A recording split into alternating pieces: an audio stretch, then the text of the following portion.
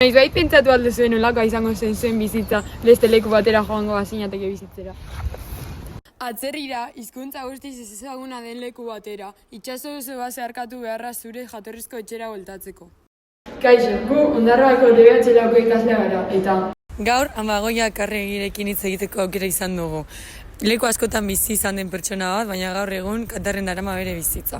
Nolako izan da zure bizitza orain arte? Non bizi izan zara? Itzelako izan da nire bizitzen arte desberdinen. Eta nun bizitzena zen, luzen Inglaterran, Tenerife, bizan Australien, Abu Dhabin, Katarren 8 urte eta Aruban. Nola izan zen zuretzako Euskal Herriko zure herria utzi, hau da Ondarro eta kanpora bizitzera joatea? Hasieran oso atxeda, bai hizkuntzako arazo eta kasu, kultura desberdina da zu kanpotarra zaz. Orduan hasieran da, eta ze harritxu aztan, Andran egoerik.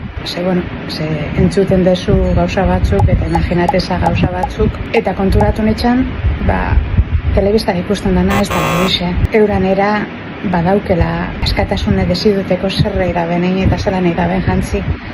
Nola lortu duzu zure euskal kultura bizirik mantentzea? Nire semikin euskeraz berbaitzen oso parte garrantzitsu de.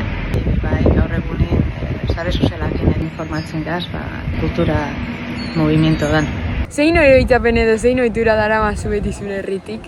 Betik nire herri zedan, jaso darna zena, nire familizi da. Zerre eruten otean, usten dugu da txapela buruan, ibili munduan.